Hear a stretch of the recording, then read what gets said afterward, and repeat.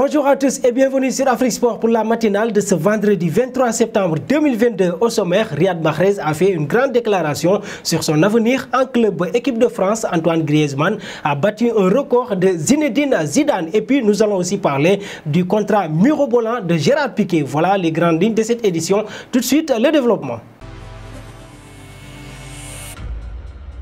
On démarre avec la Tunisie pour préparer la Coupe du Monde 2022 au Qatar. La Tunisie affrontait les Comores 1-0 ce jeudi en match amical à Croissy-sur-Mer près de Paris.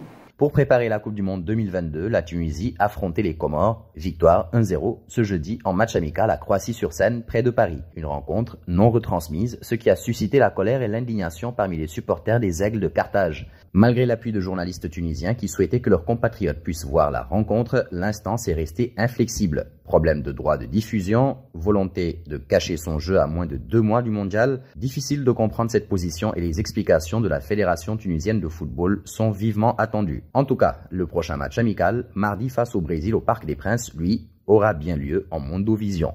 Filons en Côte d'Ivoire opposé au Togo le 24 septembre et la Guinée le 27 septembre. La Côte d'Ivoire se retrouve contrainte de procéder à 2 changements dans sa liste. Opposé au Togo le 24 septembre et la Guinée le 27 septembre en match amical, la Côte d'Ivoire se retrouve contrainte de procéder à 2 changements dans sa liste. Convoqués pour la première fois, les 2 gardiens Issa Fofana d'Al Hilal et Charles Folly de l'ASEC Mimosa, qui évoluent sur le continent africain donc, n'ont en effet pas pu rejoindre leurs coéquipiers en France en raison d'un problème de visa, indique la presse locale. Pour les remplacer, le sélectionneur Jean-Louis Gasset a décidé de faire appel à 2 renforts, Mohamed Koné du Havre et Tapé Ira Eliezer de Bahir Dar en Éthiopie, soit 2 éléments déjà appelés par le passé. En l'absence de Sylvain Gbouo, toujours suspendu pour dopage, c'est toutefois Badra Ali Sangaré qui reste le numéro 1. Et puis parlons de Riyad Mahrez, l'ailier de 31 ans a rejoint les Sky Blues en 2018 après avoir remporté la Championship et la Premier League. L'attaquant de 31 ans a rejoint les Sky Blues en 2018 après avoir remporté la Championship et la Premier League. À City, Mahrez a marqué 63 buts et a remporté 2 autres titres de championnat et 3 trophées de Coupe de la Ligue, 2 coupes en Community Shield et une Coupe d'Angleterre. Lié à l'Etihad Stadium jusqu'en 2025, l'Algérien veut quitter le football en étant encore actif dans son actuelle équipe. Je veux vraiment terminer ma carrière à City et jouer aussi longtemps que possible. Je pense que je peux encore jouer longtemps. Nous verrons ce que l'avenir nous réserve après le football. Je ne sais pas, je pense encore. J'aime le football, donc ce sera difficile d'en sortir. A confié Mahrez, qui a aussi décroché un titre de Coupe d'Afrique des Nations en 2019 avec l'Algérie.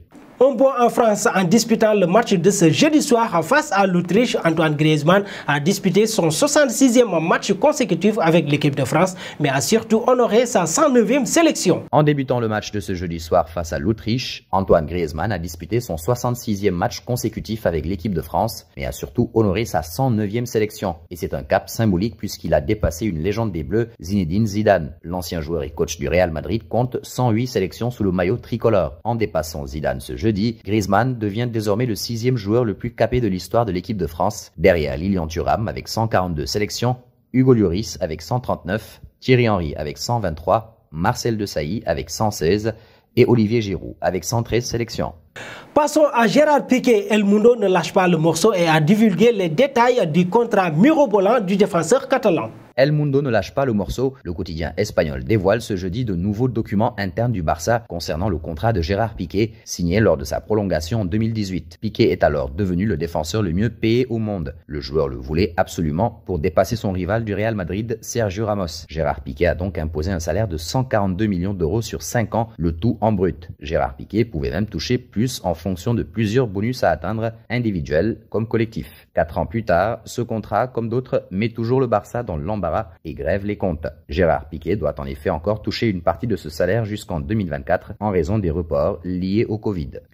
Et nous voici arrivés à l'instant quiz avec 3 indices qui vont vous permettre de connaître notre joueur mystère du jour. Premier indice, je suis un milieu de terrain âgé de 26 ans évoluant en Liga. Deuxième indice, j'ai déjà joué pour 6 clubs. Troisième indice, avec le PSG, j'ai disputé 54 rencontres qui chuisent. Vos réponses seront attendues en commentaire.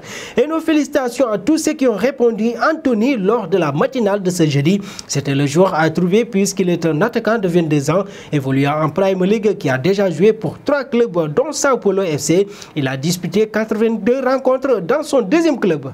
Terminons chez les Red Devils. Manchester United a beau être l'un des clubs les plus puissants au monde, il a perdu une fortune colossale la saison dernière après la venue de Cristiano Ronaldo. Manchester United a beau être l'un des clubs les plus puissants du monde, il a perdu une fortune colossale la saison dernière après la venue de Cristiano Ronaldo. Le club, détenu par la famille Glazer, qui n'a encore dépensé aucun centime au profit de Man United depuis son arrivée, a perdu 132 millions d'euros net lors de l'exercice 2021-2022, ce qui a fait tomber la dette à 592,6 millions d'euros. Si Jim Ratcliffe rachète par exemple le club, il investira près d'1 milliard pour effacer notamment cette dette XXL. Les recrutements de Rafael Varane, Jadon Sancho et Ronaldo et donc le salaire du vétéran portugais ont ainsi fait perdre 132 millions à Manchester United.